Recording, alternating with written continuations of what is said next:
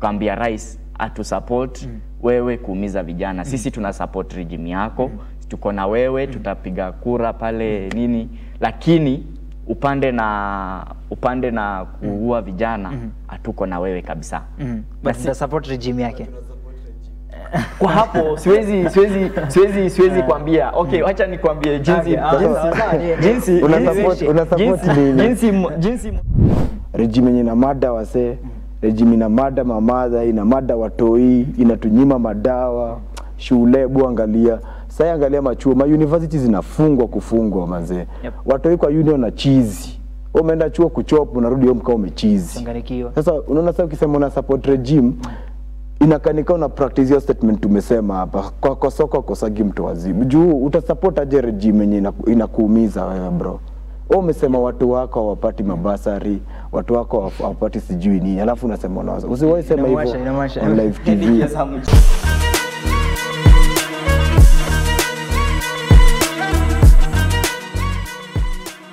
Wakasema litafanyika na basi bila shaka mstaarabu wake ukaweza kufika hapa nchini Kenya. Vile vile wakiangazia masuala kama haya ambayo yanachipuka nchini Kenya, yanaibua taswira kamili kuhusiana na jinsi mustakabali wa taifa ulivyo.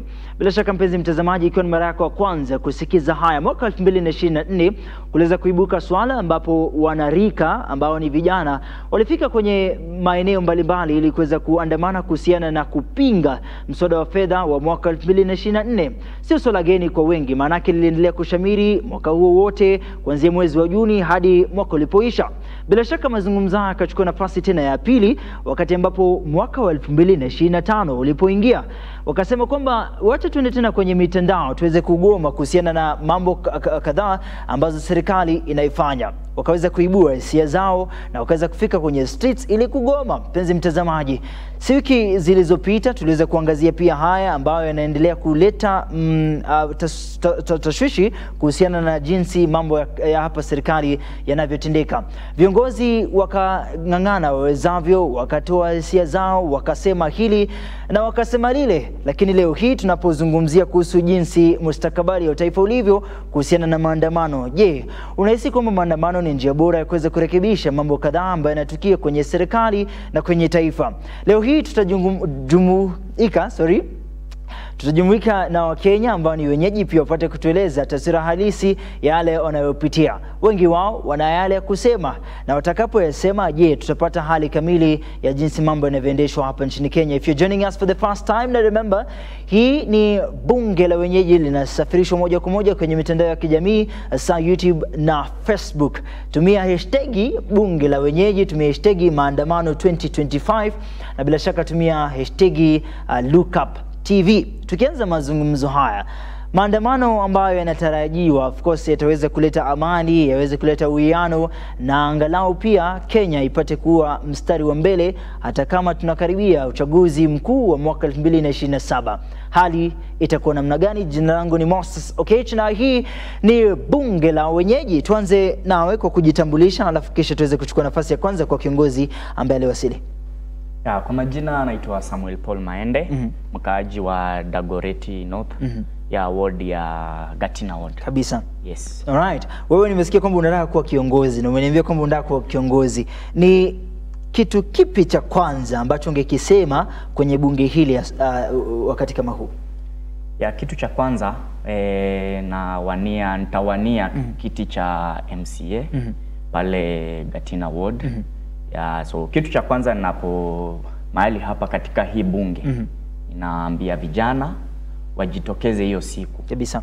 Wajitokeze hiyo siku tarehe 25, lakini wakuwe wa amani. Kabisa. Wakuwe na amani kabisa. Alright. Sawa sawa. Kiongozi, habari gani? Tafadhali jitambulishe. Naam, mimi naitwa Hassan Hussein kwa jina ya utani Kibra 1. Mimi ni mkazi wa Kibra. Na pia mimi ni mkazi wa Nairobi tu at large. Amazing. Tuko Nairobi kila mahali. Kweli. So mimi inshallah pia hiyo come 2027 na vai kwa MCA, na watu naweza taka kuambia mayouth kwa nje ni watu wachukue vitambulisho na jitayarishe kubadilisha Kenya juu Kenya inahitaji ukombozi. Kabisa. Alright. Ni kitu kipi ambacho ungeweza kulitaja kuhusiana na jinsi mambo yalivyo, hasa viongozi vijana wanajitosa kwenye uchaguzi, na they feel like wanataka kubadilisha mambo fulani ambayo yamekuwa kifanyika na hawayapendelei sana. Nafikiri it's one of the reasons zenye mnajitosa kwenye ulingo kuweza kupigiwa debe, kupigiwa kura. Ni kitu kipi ambacho kinalenga kwenye akili yako wakati ambapo unasikia kwamba I want to be a leader? Kitu ambacho inalenga kwa akili yangu ni kwa Kenya yenyewe mzima inahitaji mabadiliko. Kweli. Na zile shida zimekuwa ama zile shida ziko mpaka saa hii zile shida zimekuaga kabisa. Huwezi niambia hizo miaka zote ama au viongozi wote hawajakuja na solution hiyo time yote, cause wanajua wao ndo shida. So sisi kama solution wacha tuchukue hiyo part kama uongozi ndio pia tuweze kuoffer solution kwa watu wetu. Alright. Sawa mpenzi mtazamaji, hizo ndizo sauti ambazo tutakuwa tunazisikia hapa kwenye bunge la wenyeji. Tuma harafa kwenye mitandao ya kijamii hasa Facebook na YouTube. Tuambie wewe mwelekeo wako wa vijana kuweza kuhusika kwenye masuala ya uongozi ni kama gani. Kando na hayo, pia kuna gumzo la maandamano hapa nchini Kenya kama ni njia bora ya kuweza kutafuta suluhu ya kudumu hata japokuwa tunaelekea uchaguzi wa mwaka 2027. Endelea kutazama kwa kipindi hiki ambapo tutakuwa tunaganda tuna wili sasa tuweze kupata angalau uwezo wa kusema na kuweza kushiriki kwa mazungumzo haya. Tuanze nawe. Ukiangalia jinsi maandamano yamekuwa kifanyika kuanzia mwaka jana na hata sasa tunaendelea kuyasikiza. Je, unahisi kwamba maandamano ni njia bora ya kupata suluhu? Tukiangalia maandamano, tukiangalia kutoka mwaka jana, tukiangalia mwaka jana maandamano yalitusaidia. Yalitusaidia kwa rais kutupilia mbali ile finance bill. Kweli. So kutoka hapo vijana wakaona kumbe tukipitia njia ya maandamano serikali itatusikiza. So kutoka hapo tukaona rais akatoa cabinet akaitupilia mbali, akakuja akachagua baadaye. So kutoka hapo vijana wakajishika mkono, wakaamini maandamano ndio njia tutatumia kupigana na hii serikali. Kweli. Na bila shaka kwa hivyo wewe unahisi kwamba saa hii tuko poa? Kwa saa hizi ni mwelekeo ndio tunaelekea mwelekeo mbaya. Kwa maandamano ni idea mzuri, sisi kama vijana tutoke nje, tupiganie nchi yetu, tuambie serikali jinsi tunavyohitaji, lakini shida inakuja wakati wanasiasa wanaanza kuingilia maandamano. Alright. Wakati vijana tunajitokeza tuende kwa street kutafuta haki yetu, unapata wanasiasa wanasponsor maguns kukuja kuharibu maandamano. So hapo hivyo inapeleka mwelekeo wa taifa letu mbaya. Alright. Swali ambalo linakuja of course ningependa kuuliza kabla sijamwalika Kibra One, ni nani ambaye unahisi kwamba anawakilishia ama ana sponsor the goons as you say? Kwa saa hizi ni fununu, tunasikia gavana wa Nairobi Johnson Sakaja. So si ukweli? Kwa mimi siwezi sema ni ukweli. Ni rumors tu. Hizo ni rumors kwa saizi. Mimi nitasema ni rumors. Yeah. Lakini mimi mahali ninaketi nimeona vijana, najaribu bado kuwahoji kujua kwa niliwaona kwa hizo picha wakiwa huko na ni majirani zangu, watu wananibeba. So najaribu kuwahoji nijue ni nani, lakini hawaniambii ni nani aliwatuma. So unafanya kazi ya Mwenyezi. So alright. Ndio nijue katika uchaguzi ujao nitachagua kiongozi gani. Ama pia nijue ni nani anataka kuumiza vijana wetu wakienda huko nje. Unahisi kwamba hiyo ndio kazi yako ama kazi yako ni kutafuta kura ya 2027? Kwa saa hizi amani ndio kitu ya kwanza. Of course. So hata nikisema ninatafuta kura za 2027 na tukukosa amani, hiyo kiti bado sitapata. Na sitakuwa na mtu wa kuongoza. Kabisa. Kibra, wewe ni kiongozi, of course umeshiriki katika maandamano haya na vile vile unahisi kwamba ni njia bora ya kuweza kutafuta suluhu? Ndio, ni njia bora kabisa. Kwa sababu mwaka jana vile tulianza kuandamana, tulikuwa tunaandamana juu ya zile mavipengele kadhaa ambayo tulikuwa tunatumai zinaweza badilishwa. But rather than that, after kuandamana, finance bill ndio ilitupuliwa mbali. But rais alikuja karishuffle cabinet, wale watu wenye tulikuwa tunasema walikuwa incompetent ndio wakarudishwa pale. Sasa hakuna venye maandamano zingeisha na sisi bado hatujakuwa satisfied. So tulikuwa tunaona ni kama ni mchezo inachezwa kati ya serikali. Tukaona sisi kama youth, kama wameamua serikali itakuwa inasafishwa hivyo kimchezo, wacha sisi tujidevelop kama opposition na tuta stand up kabisa, tutaendelea ku advocate for a better Kenya. Na mpaka sasa hii maandamano zinaendelea juu ukiangalia hizo cabinet wale watu wanakuwa reshuffled ni watu the same tu. incompetent people na watu wenye hawajakuwa kideliver. Sasa inakaa ni mchezo imekuwa ikiendelea pale. So that's why maandamano inaendelea sasa. Na naweza taka pia kuambia ma youths tuendelee tu hivyo. Baki ile time hiyo impact itakuwa felt ndio inafaa tusimame. But as for now bado maandamano ndio hiyo tu njia pekee. Okay. Japokuwa wanaendelea wanang'ang'ana and of course they are really out there pouring themselves out kuhakikisha kwamba things are aligning. But hatutasahau the fact that there are many that also lost their lives. Yeah. Na kweli ukiangalia hii ni generation yetu ndio the first generation ya watu wamekuja advocate for a better Kenya na wamepoteza lives mob. Again ukiangalia bado hapo hiyo ndio another cause ya kwa nini watu wauliwe wakijiongelelea. Na constitution yenyewe article 37 inasema tuko na hiyo haki. Kwa hivyo haki yangu ni jukumu yangu. Mbona nikifanya jukumu yangu ukuje uniue? Sasa hiyo ifai. Kwanza hiyo kuua like utauaje watu wanaandamana na watu walikuwa na amani. Ndio maana tena narudia maandamano inaendelea mpaka saa hii. Indeed. Taswira ya polisi pia kuweza kuhusika kwenye maandamano haya, na nilikuwa naona mtazamo fulani kwamba protest haiko fiti kama kuna tear gas. So that's the taste of this protest. Na kwa mpigo wako unaweza sema nini kuhusiana na this involvement? Lazima tu polisi wako hapo, lazima tear gas rushwe, lazima tu usikie tu fiti yenyewe ndio tuko kwa moment ya maandamano. Is that good? Okay, kulingana na serikali kukiwa na maandamano ni lazima polisi wawe hapo kwa kuleta amani. Kabisa. Ama kwa kutupa usalama sisi kama waandamanaji. So wakati shida inatokea, wakati sisi vijana tunakuja kuprovoke polisi. So provoke polisi maybe ndio inaleta hiyo mambo na kusema provoke ni design gani sasa? Naweza patiana example niliona activist fulani juzi tukiwa na maandamano anaenda kutoa polisi mask. Hiyo unaenda kuprovoke polisi. Right. Unaenda kuprovoke polisi.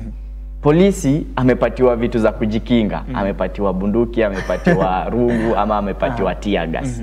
So polisi ni mwanadamu kama sisi. Hiyo wakati wewe utarushiwa tear gas, pia wewe unataka urudishe kwa polisi. That is the same case na polisi. Kabisa. Wakati umemrushia mawe, yeye atataka kurushie tear gas. So kitu ningeomba vijana ni tukienda maandamano tuache kuprovoke polisi. Lakini si Richard unasema kwamba it's a peaceful demonstration, it's a peaceful protest. What really happened though vitu zinaanza kubadilika? A peaceful, hiyo ni jina tu tunatumia ama ni jina tu wanatumia peaceful. Nani hao? Vijana. Okay. Lakini tukiangalia kweli ndio hata wanasiasa tusikia ati wamehire goons kukuja. The last protest tuliona kuna vitu ziliibiwa, kuna vitu ziliharibiwa.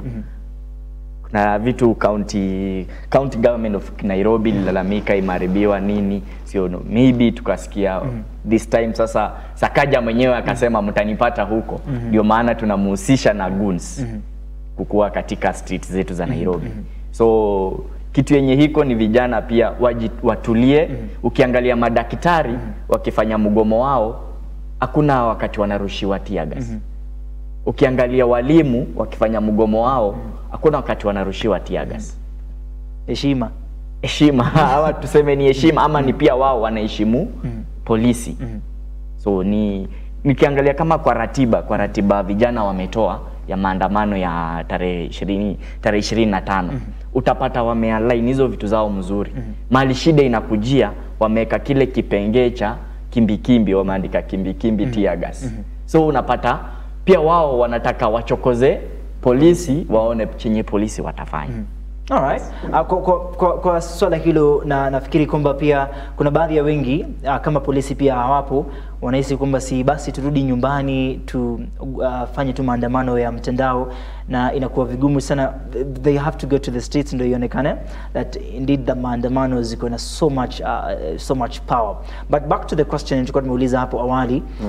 Yes, tumekuwa na maandamano, vijana wamejitokeza, kila mmoja anataka mtazamo huu ambao kila mmoja analilia ipate kusikika. Lakini the point of course now we involving the goons inaleta taswira tofauti, picha tofauti kabisa. Why should a leader of course dubbed kuweza kuingia katika maandamano na kuharibu vile ambavyo vijana walikuwa wamepanga na mtazamo wao kuhusiana na maandamano haya? Why should the leaders be involved in this? Kwanza kabisa ningetaka kumkosoa ndugu wangu hapa. alikuwa amesema ati maandamano ya vijana haikuwagi peaceful. Mwaka jana tukianza maandamano yetu, sisi kama vijana tulitoka nje tukiwa na amani.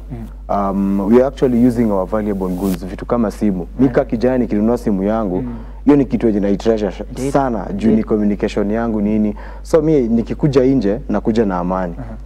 The streets ni zetu. Kama ndio maana inaitwa public space. Sasa mimi nawezaenda pale nifanye kitu yote bora nisiudhi pia mtu wa public mwingine. Sasa katika hiyo intensity hii ya mimi kufanya kitu yangu, kuna mtu ambaye mimi ni boss wake, anataka kustop authority kwangu, na mimi ndo taxes zangu ndo zinakulipa wewe. Kwa hivyo mimi am your boss. Unakuja unataka kustamp authority on me kwa street public space. Sasa hiyo ni kama unakuja kwa shamba yangu, unataka kunichapa mimi na niko kwangu, kwa sababu ni public space. Sasa ningetaka kukwambia bro, sisi tunakuaga peaceful kila time. Wao wakikuja wakitaka kustamp in authority ndio nawaga wametukosea hapo, kwa sababu wewe huwezi kuwa stepped on na unyamaze. Utataka pia kujitetea. Kwa hivyo siku zote maandamano za vijana zinawaga peaceful. Ndio sasa wanakuja hao politicians ambao wametest government. You see, testing government for the first time inakufanya kuone maisha yamebadilika. Maisha yamechange. Sasa unakuja unataka kuonesha ile do ya gava, bado do yangu mimi kama boss wako unaenda kutumia kulipa marafiki zangu wakuja wanipige. Na marafiki zangu wajue pesa ni yangu pia, ni wewe umechukua tu on other ways. So unaona hiyo like our politicians when you're in government ndo pia wanatuumiza sisi kama raia. Cause ukiangalia wewe raia leo utapewa hiyo do, but after kupewa hiyo do ya kwenda kwa gun utarudi tu kwako kuhangaika kama kawaida. So siku zote ni peaceful, na serikali ndo mimi najua inatumia au maguns. Siwezi sema ati misakaja, maana unaweza pata hata labda si mtu kasakaja juu unaweza pata maybe kuna MCA. Juu kwa kila soko lazima kuna wazimu tu mmoja. Ndio maana unaona pia kama polisi kuna wenye wanaua. Kwetu pia kuna mwenye ana provoke polisi. Na kuhusiana na story ya mask.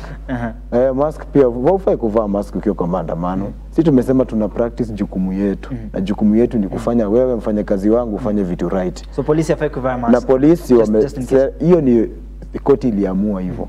Na mpaka iko ikakuwa stamped. Haufai kuvaa mask. Unavaa mask na uko na uniform. Mask ni ya nini? Wacha hiyo uniform yako na service number tuone. Watu pia wavae service number kuja kwa maandamano. Ni hayo tu. Of course there's a problem. Yes, amekosa kuvaa mask. But umesema tu kuna wenda zimu kwa streets as well. So of course I remember of course in the times of Ruto the shoe thrown. So that just in case mawe tu itoke tu mahali impige afisa wa polisi, hali itakuwa namna gani? Tutaanza kusema why wasn't he protected? Ule afisa wa polisi si kiburi ama nini. Kwanza ule ni mfanyakazi wangu, kazi yake ni kunilinda mimi. Sawa? Lakini anakuogopa mbaya. Na akiwa pale kwanza jukumu yake ni ku-act as a professional. A professional anafaa kuprotect mdosi wake at all times. Sasa wewe hakuna venye utaniambia ati na kuprovoke na mimi ni mdosi wako. Na kuprovoke wewe unafaa ni protect at all times. Sasa wewe ni professional, umekuwa trained for 6 months pale Kiganjo. Mimi ni raia nimekuwa kuinje. Sasa training yako wewe na mimi tofauti nini? Si basi pia mimi hiyo police service wakichukua tu mimi nje tu nipewe uniform. Alright, so happy to slide basi. Sasa ni hiyo professionalism wao, wa stick on professionalism, sisi tuifanye uraia wetu. Ndio maana mimi naitwa citizen. Na sasa naitwa police force, ni law enforcer. Ikiwa tarehe 25 tunaadhimisha mwezi wa Juni tarehe 25 kwa kuweza kuembrace the fact that there are people that lost their lives in the last year's protest. Kwa hivyo leo hii tukiadhimisha siku hii, wewe ungependa kutoa wito upi kwa hasa kwa wale ambao wanajitokeza kwenye maandamano na pia wale ambao vile vile wamehusika kwenye maandamano na familia nyingi ambazo wakati kama huu zinaomboleza? Siku ya Jumapili ilikuwa tarehe 22. Kuna watu wengi sana, familia, viongozi, wanaharakati waliweza kujumuika pale All Saints Cathedral kuweza angalau ukumbusho wa watu ambao walipoteza maisha yao. Hadi sasa bado tunayazungumzia. Wito wako ni upi hasa kwa zile familia ambazo zimepoteza wapendo wao? Wito wangu kwa familia zilizopoteza watu wao. Kwanza mimi kama kiongozi nasema pole. Mungu awafariji. Na kwa saizi tunajua pole peke yake haiwezi but pia tunaomba serikali ikeze kuingilia katikati. jinsi kiongozi wa opposition Raila Odinga aliambia President Ruto awa compensate. At least awaangalie kabisa, jua watu wanalia. Juzi tumeona mmoja pale Ojwang amepigwa, ameuawa, Ruto akatuma pesa. Tunahitaji hizi familia zingine pia ziangaliwe. Of course. Wasichague, asikuwe ni jua anataka kura huko, sasa na kwa mbele kunyamazisha huko anachawa wengine. Hapana. So familia zao, na tunaomba familia zao zijitokeze. Kama kiongozi ningeomba mtu ambaye ameitisha hii maandamano ama vijana wangechagua place moja kama Uhuru Park na tuende na hadi familia zikuje huko na hata tuite wachungaji wakaweze kuwapatia maombi, at least kwa encourage na tupate hadi speakers wenye wanaongea, at least tuwapate aweni. Yes. Kwa hivyo kuna hii story ya of course kama mtu bado kiongozi bado hajapata kiti, anakonga down to earth, ametulia sana, amenyenyekea kabisa. Lakini wacha apate nafasi ya kuweza kwenye uongozi, sijui ni tumbo lisiloshiba ama kiburi inapanda ama because of the amounts zenye ziko mfukoni, sivyo? Kando na hayo, I think tutagusia tu hiyo tukikaribia kumaliza. No. There's this compensation ambao kama familia imeathirika namna fulani, kuna jinsi viongozi wanajitokeza. For example, your story ya Albert, and of course kiongozi ameitaja. Yes, there's this compensation, but at the end of the tunnel, what is the benefit towards all this? Yes, there are many families that are seeking justice at this moment. Lakini ile hali ya kuweza kugharimika angalau familia hizi zipate auheni, unahisi kwamba ni njia bora wakati ambapo kuna ghasia, kuna michipuko kama hii, viongozi kuchipi na kutoa amount of money to make sure at least hizi families zimetulia kidogo? What is the best approach towards all this as far as leadership is concerned? Wewe ukipata kuna watu kule Kibra ambao wameathirika, ingekuwa kwa uwezo wako una asilimia ya fedha fulani, je, ingekuwa ni hatua ipi ambayo ungeipiga ili kuhakikisha kwamba familia hiyo imepata aweni? Kwanza vile umesema bro, hizo familia zenye ziupotezaga watu, hakuna kitu nitoka compensation. Hakuna kitu inaweza compensate mtu wako. As a compensation, hizo ni mavipindi. Na ndio vile nimekuambia tu, hiyo bado ni ugun. Nikao unanilipa, ndio saa nifurahie. Umeniulia ndugu wangu alafu unanilipa. Yes, ndio bado tumefanya tu juzi. Tumepiganishwa. So mimi niende nikapiga ndugu yangu alafu nikalipwa. So ukiniambia umenicompensatea nini? Au juu like ile time nimetumia mtoto kugrow. Au wazazi ukiangalia kama pole kusema hivi, lakini baba Albert Ojwang alionja asali kidogo akasahau course. Manze, na Wakenya tulienda mpaka kumtembelea hadi kwake. Au wanasiasa walifanya hivyo after wameona Wakenya wamefanya hivyo. Alafu saa hii zile pesa alikuwa promised hajapewa, anaanza kurudia Wakenya tena. Tunataka kusema wazee kama hao na watu wenye akili kama hizo, akili hizo za kitambo hizo ndio tunataka kutoa. Akili yenyewe unaona ati lazima uteseke wewe, mimi si lazima. Wewe ukishateseka mbona ukubali wewe ateseke mwenye kwa nyuma yako? Wewe ukiteseka moja, wewe ateseke nusu, mimi niteseke kota, wewe mwenye anakuja nyuma atateseka kitu. Sasa hiyo mambo ya compensation kwanza tatofauta kuongelelea. Hiyo hata ifai. Mambo ati sijui mwanasiasa unakuja unatoa pesa. Ukitaka kusaidia watu, enda kwa hiyo familia, enda huko. Watu wanasemaga mkono wa kushoto ikitoa mkono wa kulia ifai kujua. Si lazima hizo ni mavipindi hizo vipindi mingi pia sasa hivi watu waache. It's high time pia hizo mavipindi sisi pia wa Kenya kuparticipate kwa hizo vipindi.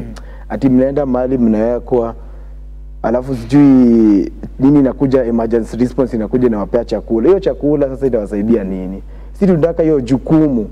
Mmechomekewa mahali, sema mmechomekewa ama watu wameuliwa, ni jukumu ya huo askari mwenye ameua apatikane.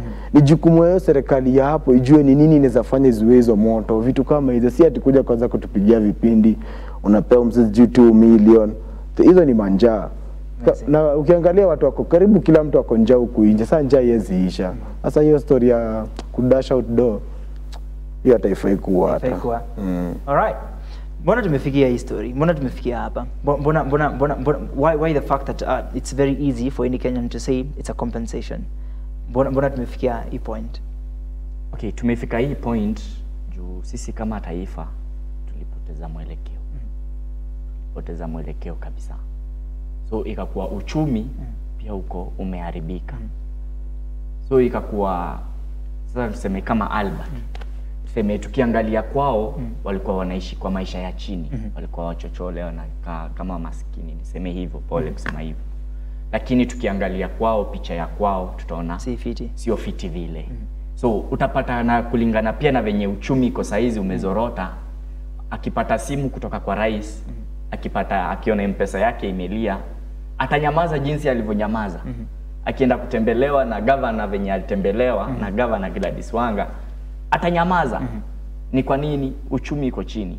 Ingekuwa uchumi iko sawa, atungehitaji hata hizo compensation. Atungehitaji hata wanasiasa wakuje watuone tukipata shida. Lakini kwa saa hizi hata tupige kelele, tufanye nini, lazima mtu juzi pale Kenyatta tuko na mgonjwa saa hizi. Ulisikia bili wakati walisema bili imeenda juu. Baba yake anahitaji usaidizi. Ni lazima atafanya nini?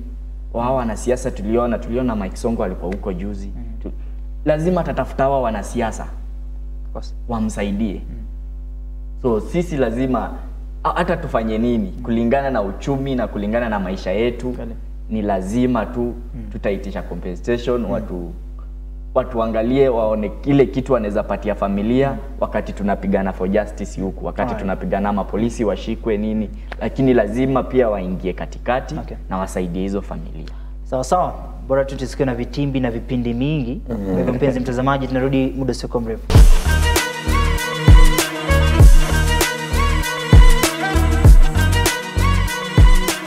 Karibu tena, unatazama Bunge la Wenyeji. Maonyesho haya ikiwa ni tarehe 25, bila shaka mpenzi mtazamaji, wa Kenya kote nchini wanasema kwamba angalau tufanye ukumbusho wa wale ambao walipoteza maisha yao, familia ambazo ziliathirika, na bila shaka Kenya kwa ujumla, kwa umoja tunasema neno moja kwamba youth of course Gen Z's life zina matter sana. Na even as we continue the conversation, tunazungumza na viongozi hao wapate kutuelezea taswira halisi na jinsi wanavyotazama kuhusiana na mpigo ambao umekuwa shuhudiwa kila mara.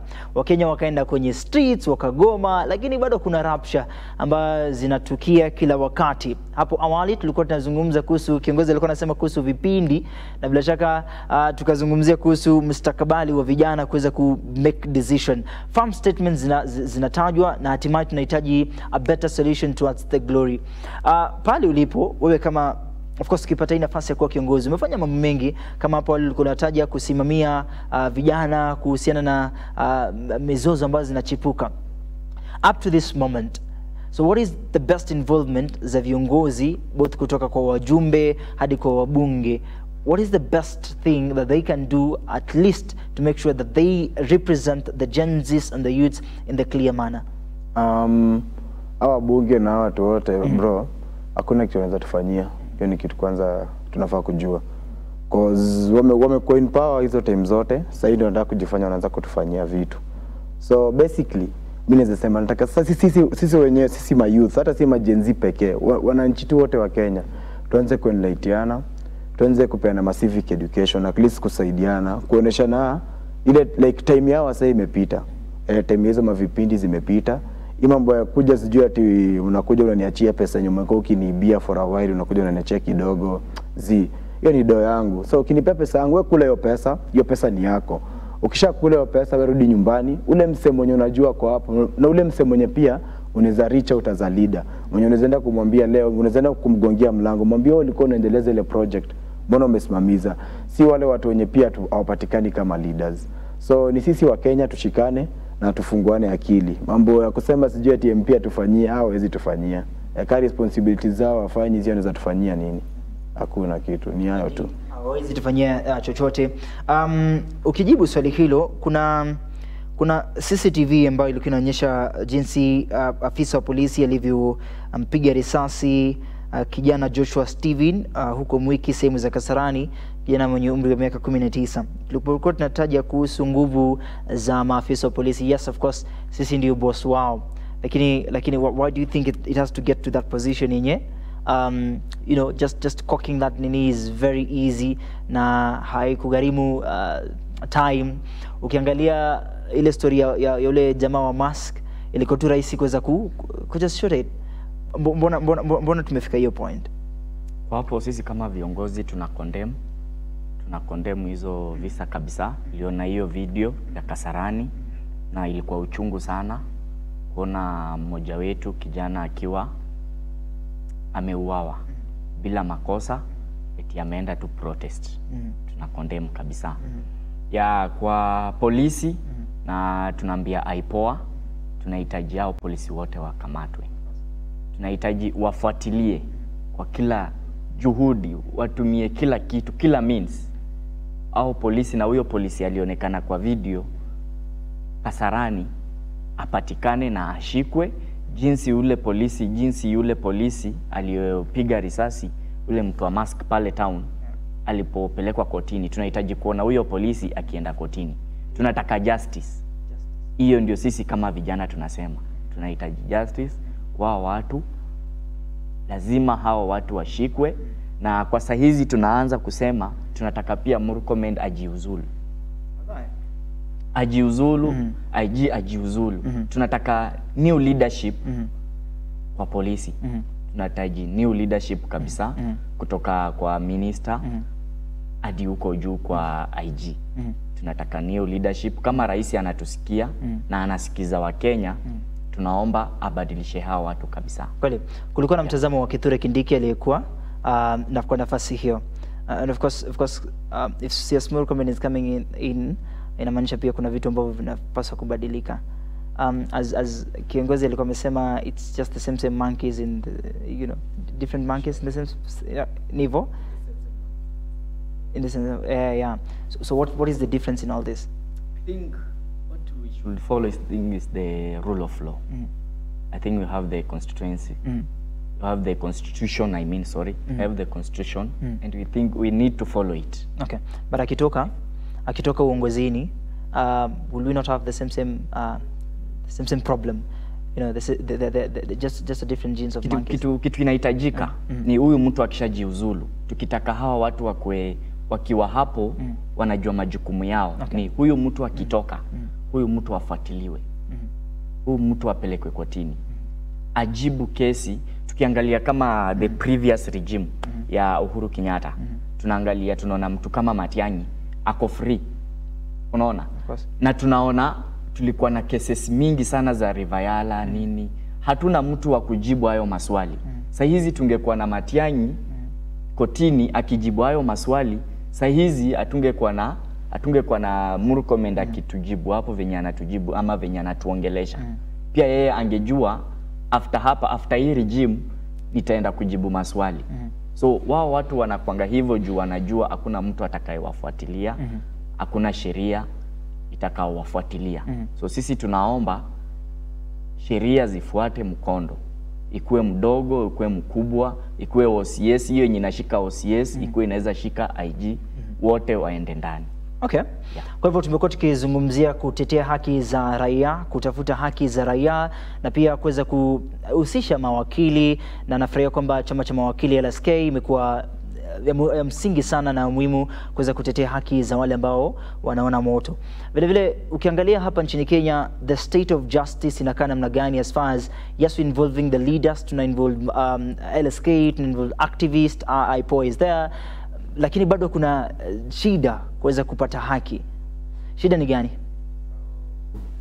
Ukiangalia Kenya, hivyo tu tena tunarudi kwa uongozi. Uongozi vile umesema tucheze na rule of law. Hakuna law sahi Kenya. There's no nation here. Sawa sawa. Kwa mtazamo wa Mkenya halisi anahisi kwamba kuna masuala ambao serikali kupitia kwa Rais William Ruto anaweza kufanya angalau kuweza kupata haki kwa Wakenya ambao angalau wanahitaji haki as soon as now. Vile vile pia ukiangalia kwa mtazamo wa wale wote ambao waliweza kuhusika kwa injustice, they're still praying and hoping that there is a glory to the later years to come, na pia wanaomba sana itakapomalizika ama tarehe hii ya 25 itakapomalizika, basi ombi lao kubwa ni haki iweze kutendeka na pia tuweze kupata haki kwa wale ambao wamepoteza maisha yao. Hali kadhalika inaturudisha kwa mpigo ambao Wakenya waliweza kujituma wakangangana, lakini bado kimsingi inaonekana kwamba yes, kupigania justice ya Albert Ojwang inakaa kama iliambulia patupu kwa Wakenya wengi ambao pia haki zao hazikufanyika na wazazi wao wakacheza chini. Up to this moment they're still crying in their homes and wanashangaa itakuwa lini haki yao itaweza kupatikana. Uchaguzi wa mwaka 2027 unakaribia.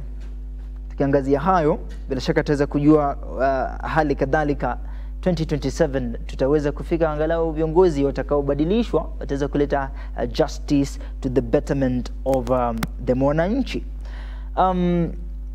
Tuingie sasa kwenye uongozi.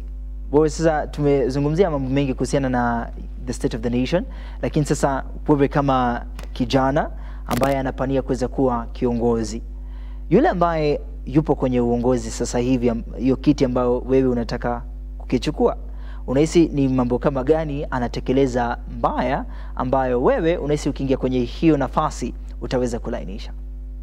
Asante sana. Kwanza katika njia ya uongozi mimi upande wangu mimi nimekuwa youth leader wa UDA Dagoretti North, nikajiuzulu. Jinsi serikali ilivyokuwa inaenda nikajiuzulu. Ukakataa? Nikakataa.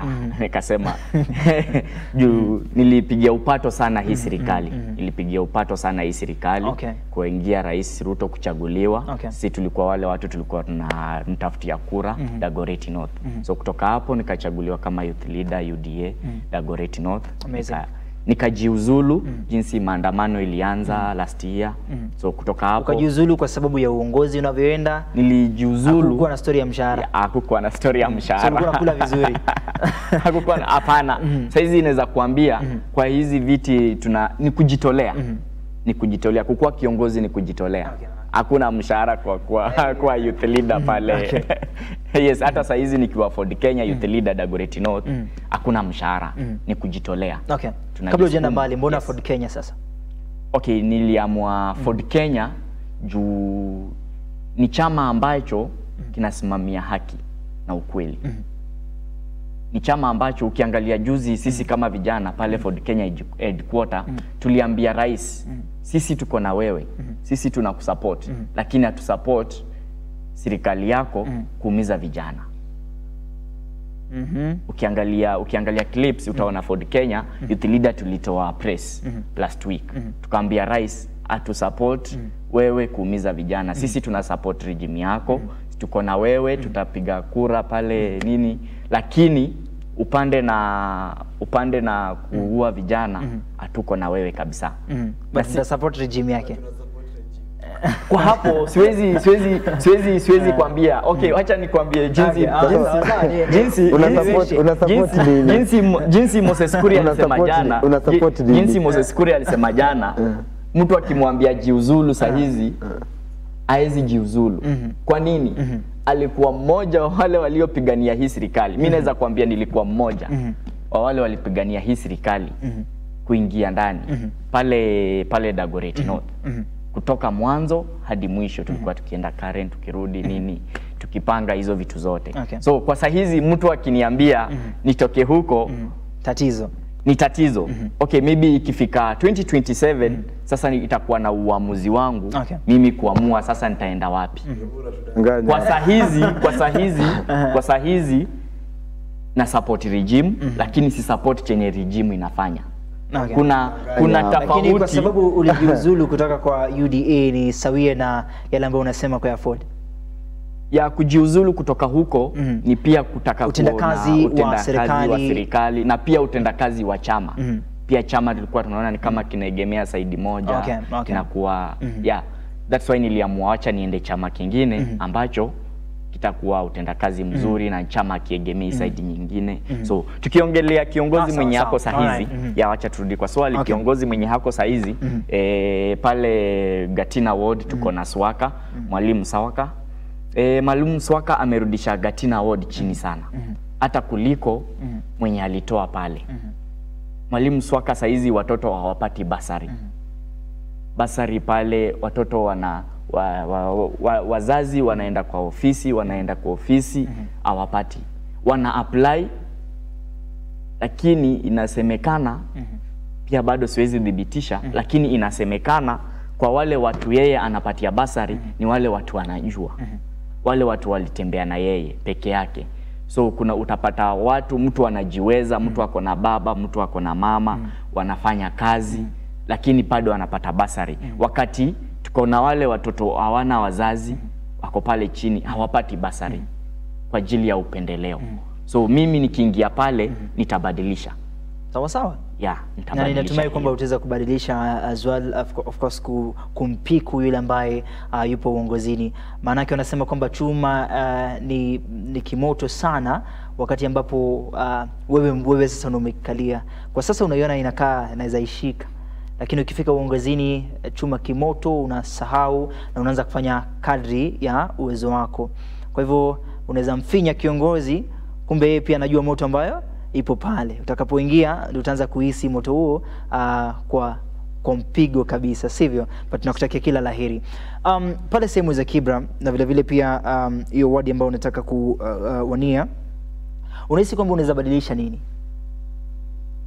Mimi siwezi sema naweza badilisha kitu, kwa sababu kitu moja bro, jua hawezi badilisha kitu kama watu wenyewe wako willing hiyo kitu, yani life yenyewe kubadilika. So siwezi sema naweza badilisha kitu sahi. Ile kitu jingine naweza sema ni naweza advocate for a better environment na better life. Kwa sababu ukiangalia Malika Kibra, leaders wetu ni leaders uko groomed na party. Sasa wako under shade ya party. Na tunataka kuambia leaders kama hao hawezi deliver. At the end of the day, concern yao si citizens, concern yao ni party. Na hao ndio leaders sisi tunataka kutoa. Na kidogo tu vile kwanza ndugu wangu amesema na support regime, atafai kusupport regime. Hii regime moja ufala mbaya. Regime yenye na mada wase, regime ina mada mamadha, ina mada watoi, inatunyima madawa, shule angalia. Sasa angalia machuo, universities zinafungwa kufungwa manze. Watoi kwa union na cheese. Umeenda chuo kuchop unarudi home kama umecheese. Sasa unaona sasa ukisema una support regime, inakanika una practice your statement tumesema hapa kwa soko kosagi mtu wazimu. Juu utasupport aje regime yenye inakuumiza wewe bro? Umesema watu wako hawapati mabasari, watu wako hawapati sijui nini, alafu unasema unawaza. Usiwahi sema hivyo on live TV. Haina shida, utanijibu tu, but mimi nimekuambia usikuwa unasema gonna support kitu, alafu tena umesema tumejiuzulu kutoka UDA but una support regime. So unaona hiyo ni kama like hujaji understand. Inafaa bro, kama tukistand kwa vitu straight, tumestand kwa vitu. Hii ndio wale leaders mnapewa opposition, wasa wanasema mmechange. Mmesahau the cause. Bro, tufai kusahau the cause. The cause ni kukomboa nchi, si kujenga jina. Hebu jitete nikiweza mjibu, nikiweza mwambia akiniambia sifai kusupport regime. Naweza mwambia kikatiba niko na rights. Uko na right. Niko na rights ya kusupport ama ya kukua upande ninahitaji. Hata mimi opinion yangu, pia hiyo ni opinion yangu. Hata mimi niko na right. Vibaya na vijana. Ndio maana unapata inafika mahali maybe serikali inavutana na vijana ama inafanya nini. Kitu kibaya ni kijana saizi, vijana wa saizi wanaona kila kitu ni wao. Hawajui kuna sheria. Ni vitu ziko hivyo. Hawajui 2010 Kenya walipitisha sheria. Ni lazima tuende na sheria. Serikali ifuate sheria. Wakati unasema tusipigie Ruto kura, kuna mwingine mahali atampigia. Cause ako na right zake, alipatiwa hiyo right na katiba. Alipatiwa hiyo right na katiba. Ni jukumu yake. Ndio maana sijakwambia usimpigie kura, nimekuambia usimsupport, usipiga kura. Kimimi nimekuambia kwa saa hizi niko hapo. Ikifika 2027 ikiwa maneno itakuwa bado ama itakuwa venye kuko, ndio maana kwambia hujajielewa. Lakini kisa hizi mimi bro naweza kuambia niko hapo. Ni mimi nilifaitia hiyo gava kuingia ndani. Na naweza kuambia siwezi jitoa kisa hizi. Na sasa hiyo gava imekusaidia aje? Kisa hizi. Hiyo gava imemsaidiaje? Kisasa nafurahia kwa sababu una hisia za serikali na vile vile ni kwa mtazamo wako kwa sasa, na pia vile vile itakapofika uchaguzi wa 2027, of course you'll be able to make a decision as to many other Kenyans right here expecting to cast their votes with regards to many other leaders that they want them to be in their offices. In the same question on taste, yes, of course we are nearing now the general elections. Na kila kiongozi anafanya kampeni zake, anawajibika kwa njia moja au nyingine. Do you think tunafumbia macho matatizo yanayokumba taifa na tuna focus na campaigns?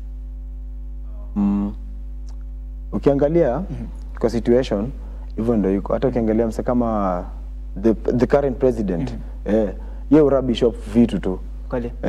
Akienda mahali anawaambia gaje, nyinyi mkiniangalia mimi nakaa ku lose election 2027. Mind you, kuna mashida mingi za nchi tuna face. Sawa, shida mingi mbaya. Kama hii shida ya wase kuuliza vitu zote. Sasa shida ni repeat hizo mashida, but ukiangalia hata kina Rigiji pia kama tunaona juzi ile slang ya high cousins imefanya wase wamefumble, wase wameanza kuona kama Rigiji ndio option. Ndio jueje kuliberate pia Kenya inahitaji bado hata si maombi pekee, inahitaji pia akili juu, like umsali kwa gava. Sawa, walikuwa na advocate watu watandike ile teme maandamano fulani, watu wakamadwa, alafu bado wewe unakuja unadhani umsend the better option. Hiyo inafaa tunafunguka, tukifunguka tu akili ndio kwanza mambo inaweza kuwa tu poa. So si cousins hata si mambo na cousins, sijui brothers nini, ni sisi wa Kenya. Sisi mimi nakwambia tukibebana na hizo stories za high cousins, hiyo shida ya kuzo itakuja pia kwako wewe kuzo mwingine. Kuzana kucharaza mbaya. Hivyo ndio sasa, hivyo ndio makuzona kuaga. Utaona tu. Sawa. Na vile vile kwa mpigo wako unahisi namna gani wakati ambapo yes kuna maandamano, yes viongozi pia wamejitokeza, yes kuna magunzo wamejitokeza, lakini tusisahau kwamba kuna uchaguzi ambao tunautarajia. Vile vile do you think that hizi stories zote ni strategic blinders towards the upcoming elections? Kwa saa hizi viongozi wamejitokeza, wameanza kucampaign yenye kisheria wanakosa. Hata rais mwenyewe anakosa. Kisheria inafaa tunaanza campaign kama bado 6 months to election. So kisa hizi wakina Rigiji, wakina huyo president nani au MPs wote wameanza kutafuta ugavana, wanakosa. Na IBC kama ingekuwa ishafomiwa kabisa, ingekuwa imeanza kufanya kazi, inafaa iwachukulia hatua. Inafaa iwachukulia hatua. Sasa hizi hatuhitaji campaign. Sasa hizi tunahitaji watu wako wanatupatia maoni jinsi ya kurun government, ama jinsi ya uchumi yetu utakavo stawi. And maana nimeuliza, do you think it's a strategic blind, as in itatufanya tufumbie macho kwamba cheki unajua 2027 imekaribia? Kabisa. Hiyo inafanya tufumbe macho kabisa. Ukiangalia mikutano rais amefanya Nyanza, utaona saizi hakuna maandamano inafanyika Nyanza. Kabisa. Western utaona hakuna maandamano inafanyika. Ni kwa ajili ya hizo mikutano ameenda huko, kila siku namuona Kondele, kila siku namuona Kisumu, kila siku namuona wapi. Maandamano inafanyika huku juu anajua haezi eka rally huku. Haezi eka rally Nairobi na ishe kwa amani. So sisi tunaendelea kuandamana na votes zinaendelea kuongezeka. Na votes zinaendelea kuongezeka side zingine. Sawa. Tumesalia na dakika chache tuweze kumaliza awamu hii. Yes, hizi situations zote zimehappen. Kila kitu imehappen. You guys want to be leaders, and of course we have leaders at hand as well. What is the better thing that now you can, if you happen to be with His Excellency right now, you might be in a good position to tell him your grief and your thoughts on the same. So assume now that you're speaking to them as well. Educate